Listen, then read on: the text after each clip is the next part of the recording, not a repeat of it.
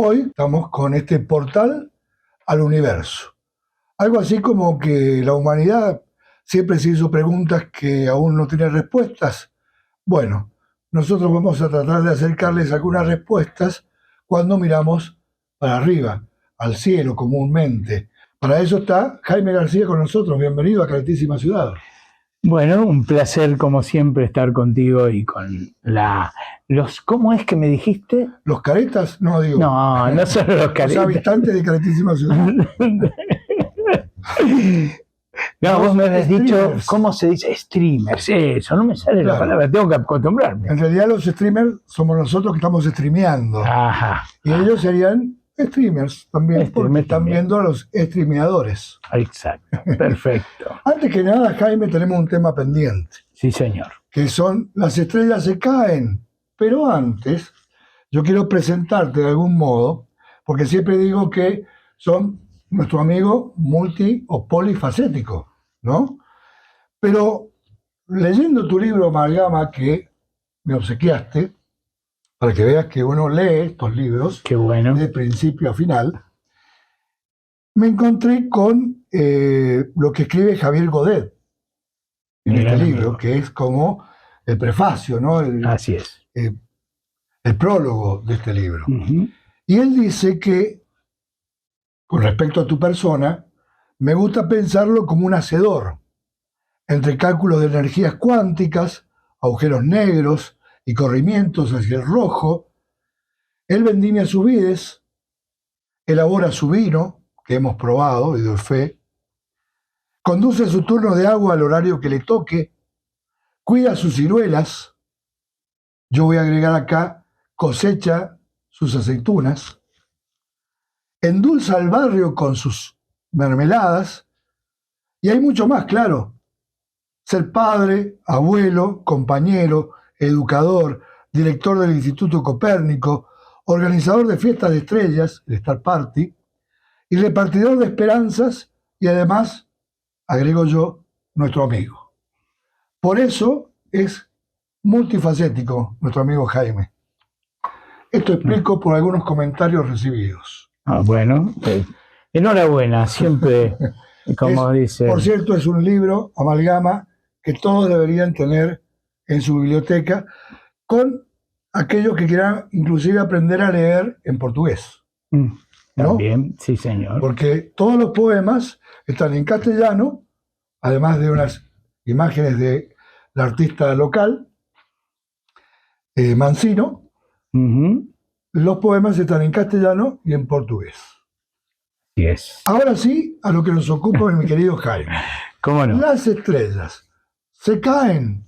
Bueno, en realidad, cuando hablamos de se cayó una estrella y entonces tenemos que pedir deseos y esas cosas que son del conocimiento popular, no se ha caído ninguna estrella. Ni se nos va a cumplir ningún deseo.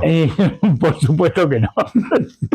Pero, ¿qué es lo que está pasando en nuestra atmósfera? Resulta que un visitante del espacio penetró en la atmósfera y el hecho de rozar el aire hace que la temperatura aumente y los gases de la atmósfera, por ese rozamiento, se vean encendidos, brillen, en torno, por supuesto, a ese objeto que entró. ¿Qué es ese objeto? Bueno, nos puede pasar desde, digamos, cuando yo era chico, solo podía hacer una cosa, podía hacer algo proveniente del espacio, pero no hecho por un ser humano, sino que se trataba de una piedra que anda dando vueltas y choca con la atmósfera terrestre. Hoy en día puede ser otras cosas, puede ser un satélite que ha perdido su posición en la órbita alrededor de la Tierra y por ese decaimiento, digamos, penetra en la atmósfera, se enciende, claro. Puede pasar, digamos. Totalmente, es bastante común. ¿Y dónde caería? ¿En cualquier lugar? Bueno, pueden caer en cualquier lado, pero cuando el descenso es controlado, caen en el Pacífico. Hay un lugar que es una especie de cementerio de los objetos, como la playa de estacionamiento de los satélites. Sí, tal cual, pero de los satélites muertos, ya no están en actividad. Ese lugar es medio del Pacífico, que es un lugar que no hay seres humanos, entonces no puede, ni tampoco viene de los seres humanos, entonces no agrede a nada, ese es el lugar determinado como cementerio. Pero no es, digamos, esto es algo que pasa ahora, que puede pasar ahora. Cuando yo era chico era impensado porque no había el primer satélite, sabemos que fue el Sputnik, 1957, eso fue el primero, pero ese siguió, digamos, dando vueltas, en algún momento se debe haber desorbitado, o deorbitado, mejor dicho, me gusta más deorbitar que desorbitar. No te quiero sacar del tema, pero ¿tienen vida los satélites? ¿Una vida determinada? Sí. Generalmente tiene una vida útil que a veces la superan, a veces no. Por ejemplo, nuestros satélites argentinos que se dedican a estudiar, digamos, cuestiones relativas a cultivos o para desastres climáticos, ese tipo de cosas, eso es lo que se dedican, han superado su vida útil, o sea, están bien. Pero, por ejemplo, los satélites de Elon Musk, estos los nuevos, claro, que son del sistema Starlink, muchos se han caído porque, bueno, tienen una órbita muy particular, tienen una órbita muy baja para que sirvan para las comunicaciones, y entonces estos Starlink se han caído varios, ¿no? ¿A esta playa de estacionamiento? No, estos se han caído en otros lados también. ¿Sí? Porque han sido descensos no controlados. Ajá. Cuando es controlado, van ahí a la playa de estacionamiento. Pero cuando no es, cuando no son controlados, pueden caer en cualquier parte. ¿Es fácil de distinguir estos satélites? ¿Se ven como más azulados?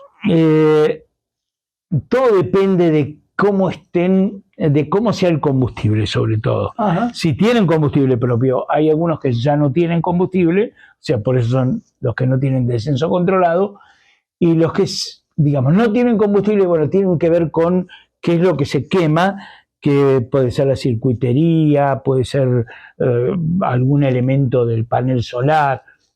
Entonces, el color varía.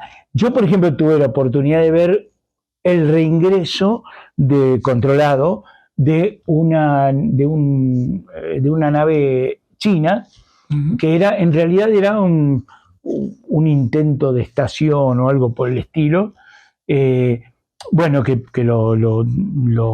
funcionó y después, bueno, lo reingresaron a la atmósfera, y la variedad de colores era notable, o sea, había verdes, había azules, había rojos, amarillos, o sea, porque claro, son diversas cosas que se estaban quemando. Ahora, volviendo al tema. Volvamos a, no estrellas, sino vamos a hablar de los meteoros, que en realidad es el nombre. ¿Por qué meteoro? Porque todo lo que cae dentro de la atmósfera se llama meteoro, ¿no? Como por ahí hay algunos que, digamos, una cuestión poética que dice meteoro acuático por la lluvia, ¿no? Pero bueno, son licencias poéticas, ¿no? Pero bueno, ¿por qué? Porque es algo que está cayendo en la atmósfera. Entonces, meteoro es eso. Cuando ese cuerpo resiste, digamos, el calor y la degradación que se produce por ingresar a la atmósfera a muy alta velocidad, por supuesto. Produce una fricción. Claro, exactamente. Cuando caen al suelo, ahí se los llaman meteoritos. Meteoros es cuando están en la atmósfera y se queman, desaparecen o rozan la atmósfera muchas veces. No, digamos, no se consumen, entonces, sino que simplemente pasan rozando la atmósfera, entonces se enciende por un momento ese brillo y se apaga enseguida, ¿no? Esas son las posibilidades. Bueno, entonces cuando superan todo eso y caen, ahí los llamamos meteoritos. Y los meteoritos los encontramos, son piedras, obviamente. Digamos, hay dos tipos fundamentales, los que son metálicos y los que se llaman, que son tipo pétreos, que también, bueno, las piedras también pueden ser metálicas, pero quiero decir, uno son de hierro-níquel en general, y los otros son de otros, generalmente se llaman condritas carbonáceas, son componentes de carbono. Y esos son los más interesantes porque eso nos cuentan la historia del sistema solar, la historia de cuándo se formó, porque pareciera ser, o sea, es lo que pensamos los astrónomos, es que esos son los restos que quedaron de cuando se formaron los planetas. Ajá. Y eso entonces constituye una parte de lo que llamamos materia interplanetaria, o sea, todo lo que está suelto. Como hormiguitas. Entre los planetas, exactamente. Y justamente hay lluvias de meteoros, o sea, cuando son lluvias, y cuando caen muchos de esos juntos, los llamamos lluvias. Tenemos varias identificadas, pero hay algunas, particularmente quiero nombrar una, que son las Oriónidas. Las Oriónidas, para ayudarme la memoria, las Oriónidas ocurren generalmente entre el 2 de octubre y el 12 de noviembre y tienen el máximo alrededor del 21, 22, 23 de octubre. Uh-huh. ¿Qué es el máximo? Es cuando pasamos por la parte más densa de esa materia que ha quedado. ¿Y quién es el que dejó esa materia? Esa materia la dejó el cometa Halley. El conocidísimo, claro, que pasa cada 76 años, pasó en 1910, pasó en 1986 y volverá a pasar en 50 y pico, no, creo que, a ver, 86, 87, 15, 50, no, un poquito más. Serían en el, en el 62. Le dejo los números. Sí, no, igual los matemáticos somos de las letras, no de los números. 62, creo, en el 2062 volvería, y ese caso, el cometa Halley, cuando se acerca, claro, porque cuando se acerca al Sol, como ¿qué es un cometa? Un cometa es una mezcla de, digamos, de hielo pero no de hielo de agua. También puede ser hielo de agua, pero en general hielo de gases, son gases congelados. Ajá. Gases congelados que están envueltos como una especie de nieve sucia, o sea, con piedras, digamos, ¿no? Uh-huh. Entonces, cuando se acerca al Sol, derrite ese hielo y quedan las piedras. Entonces va como Hansel y Gretel va dejando, ¿no? Hansel y Gretel, sí. La historia en el camino. Exactamente. Y esas miguitas, la Tierra atraviesa ese, digamos, cono o no cono, sino cilindro de piedritas, y bueno, y ahí es donde se producen estas lluvias de meteoros. Así que por ahí tenemos ya una clase de materia interplanetaria. Hay otra clase que es interesante, que es lo que se llama la luz zodiacal, que la podemos ver, de hecho, yo obtuve una foto hace un año de una de estas luces zodiacales que se producen a la puesta del sol, se las puede ver, se ve casi como una especie de triángulo mirando al oeste, en un lugar muy oscuro y, si es posible, un lugar alto. Uh-huh. Yo la foto la obtuve en el Observatorio Chesco, ahí en San Juan, y justamente, bueno, ahí se nota claramente esta materia. ¿Y qué es esta materia? Esta materia son partículas muy pequeñas, muy pequeñas. Cuando digo pequeñas, son pequeñas en serio, son microscópicas. Pero como reflejan la luz del sol, como pasa cuando uno está en casa y hay un poco de polvo, ¿no? Sí. Que se la ve perfectamente. Ya habíamos hablado. Claro, exactamente. Bueno, eso es lo que lo hace brillar. Brillan y entonces lo vemos. Y fíjate qué interesante que hay un personaje muy relacionado con la música. Ah, mira. Brian May, el guitarrista de Queen, Sí. que es astrofísico, hizo su tesis doctoral con esto, con la luz zodiacal. Mira. Estudiar la velocidad con la que se mueven las partículas de la luz zodiacal. Esa fue su tesis. En el 2007 fue cuando la presentó. Mirá lo que le pasó de mirar tantos planetas y estrellas. Es Tocar la guitarra. tocar la guitarra. ¿Cómo? ¿Y cómo? Realmente una maravilla. Y además un personaje muy, muy querible, ¿no? De los que han tenido oportunidad de conocerlo personalmente. Acá ha estado en el Observatorio de Córdoba justo para un eclipse. Ajá. ¿Lo conociste, Jaime? No, yo no lo conocí personalmente, me hubiera gustado mucho, pero no tuve oportunidad. Pero gente que conozco y que dice, es una persona extremadamente humilde, como todo genio, ¿no? Claro. Humilde y de un trato muy afable. Y sigue ejerciendo. Sí. Pasa que, bueno, ahora está muy mayor, ¿no? Claro. Como los años pasan para todos. Sí. Sí, tuvo un episodio el año pasado, de su salud, lamentablemente, pero bueno, igual está ahí con todas las luces. Y bueno, y él estuvo con la luz zodiacal, justamente. Estamos desmistificando esto de las estrellas no se caen, amigos. Así es, las estrellas no se caen. Era una duda, porque en realidad, digo, viste que el consenso popular, el cielo siempre ha traído, igual que la luna, ¿no? Siempre ha traído muchas miradas.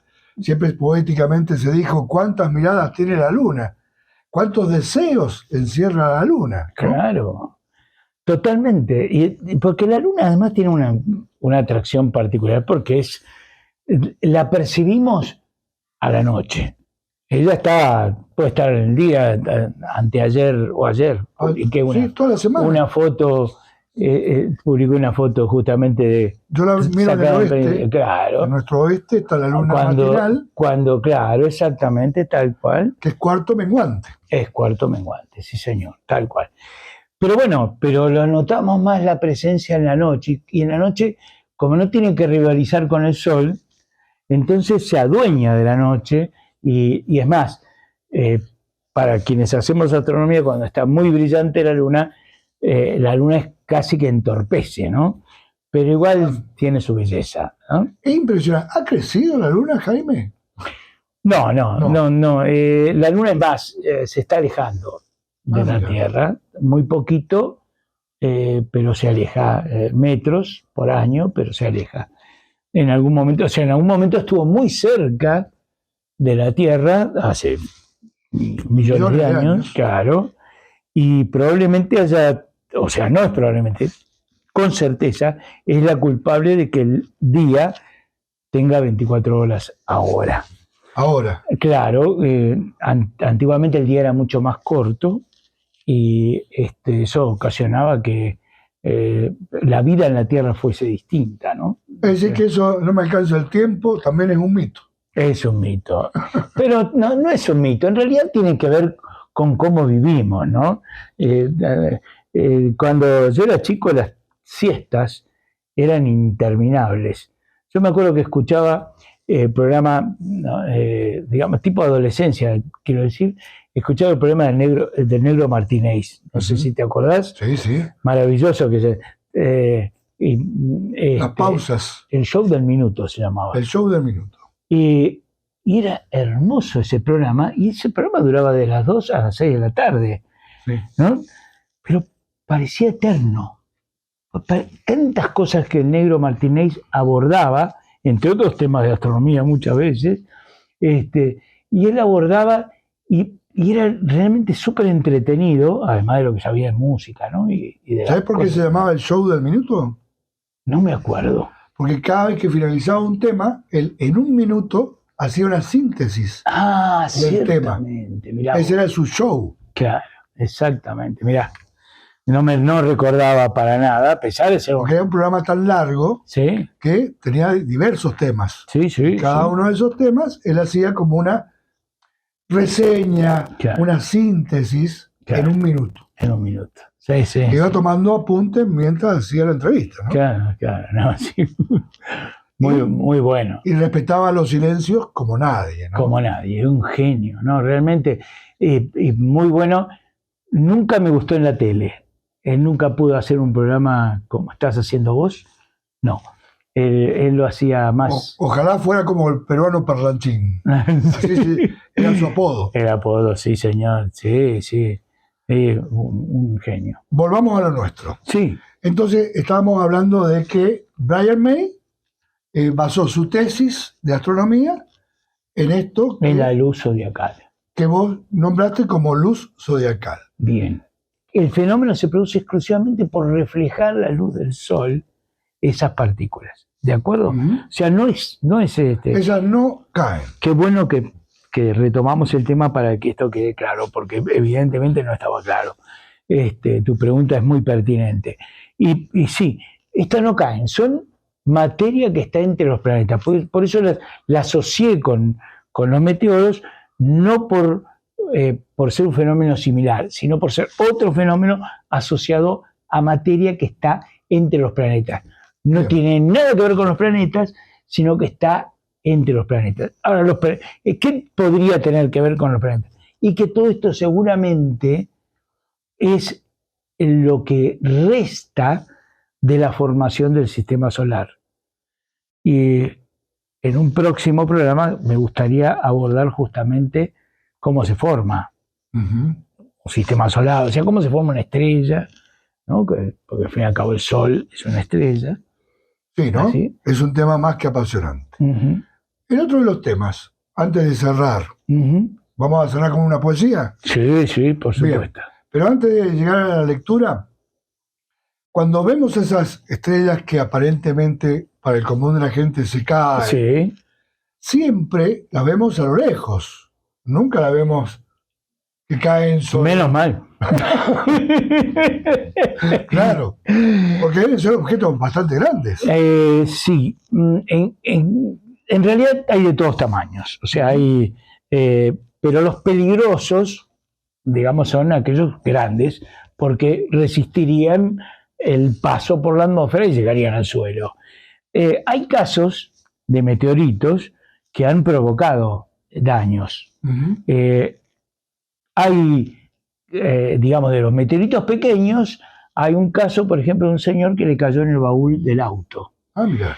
Claro, todos dirían, uy, qué macana, le agujereó el baúl del auto.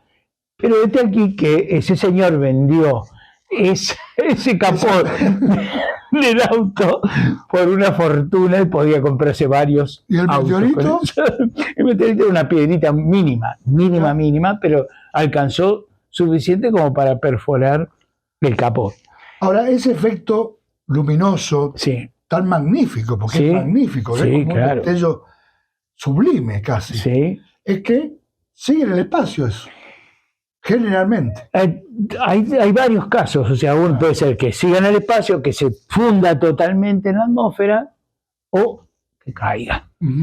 Y el que caiga también hay otros casos. Hubo uno no recuerdo ahora el nombre exactamente, en Rusia. En Rusia hay dos casos. Bueno, el famoso evento de Tunguska, que fue a principios del siglo XX, 1918, si mal no recuerdo. Ese fue un fenómeno que explotó en realidad en la atmósfera y la onda expansiva de la explosión tiró los árboles a muchos kilómetros a la redonda. Ese fue un evento importante, no había gente, así que no hubo gente lesionada. Ahora entró otro meteoro hace unos años, no recuerdo exactamente la fecha, pero ese sí ocasionó, por la onda expansiva, rotura de vidrios y accidentes, o sea, gente que tuvo daños físicos por esto, ¿no? Lo que sí, hay mucho registro, estas cosas que pasan en otros países, ¿no? En Rusia casi todo el mundo tiene una cámara externa en su vehículo, no solo para estacionar, sino también para controlar que no le metan multas que no son justas. Entonces tienen la filmación, entonces esas cuestiones de la corrupción, ¿no? Y entonces hay una montaña de registros del paso de este meteoro, por decir que explota, y cuando explota es la onda expansiva esta que provoca rotura de vidrios y daños en las personas, ¿no? O sea, daños materiales, la rotura de los cristales, y daños físicos, porque me cayó el cristal en un brazo o algo por el estilo. Así que ya te digo, hay casos de donde, si bien no te cayó en la cabeza, pero puede ocasionar daños importantes en las personas inclusive. Así que por eso hay como una especie de, ¿cómo podríamos decir? Una especie de paranoia respecto a estos objetos más o menos grandes que podrían llegar a ser. Y tenemos el caso más importante, digamos, que es asociado digamos, a una gran extinción en la Tierra por causa del meteorito, que es el caso de la extinción de los dinosaurios, ¿no? Claro. El famoso, la zona de lo que sería el Golfo de México, ¿no? Esa región, el Yucatán, digamos, precisamente, ¿no? Pero eso ocurrió hace 60 millones de años, ¿no? ¿Se puede prever la caída de un meteoro? Sí, si conocemos la trayectoria del cuerpo, sí, y de hecho siempre hay algún candidato que al principio parece un candidato firme para chocar contra la Tierra, pero después se desestima porque se perfecciona el cálculo de la trayectoria y se determina que no va a chocar. Pero siempre estamos en alerta constantemente, hay muchos telescopios apuntando al cielo para prever ese tipo de cosas. Así que estamos ahí. Ahora, si llega a venir un cuerpo de esos a chocar, por ejemplo, a San Rafael, bueno, hay que irse lejos de la ciudad, ¿no? Claro. Porque nos quedamos sin caretísima ciudad. Exactamente, no, que nunca pase. Que nunca pase. Que nunca pase. Jaime, ¿cerramos con la poesía? ¿Cómo no? Dale. Bueno, justamente... también del libro Amalgama. Está del libro Amalgama y está... ¿Lo pueden conseguir dónde? En la calle Olancoaga, a pasitos de la avenida San Martín. San Rafael Libros. San Rafael Libros. Bueno, este poema justamente está inspirado en un evento que yo fotografié de un bólido. Se llama, pues, cuando es un meteoro esporádico que brilla mucho y entonces ya no es un meteoro cualquiera, sino es un bólido, ¿no? Así lo llamamos. Y el poema se llama Vida efímera. Un pensamiento fugaz, esquivo, una sensación tímida, sutil, una euforia repentina, fortuita, nada de eso es más breve, rutilante, misterioso que tu presencia en el cielo. Muchas gracias, Jaime, por todo, ¿no? Gracias a vos. Por el conocimiento y por la poesía. Gracias a vos.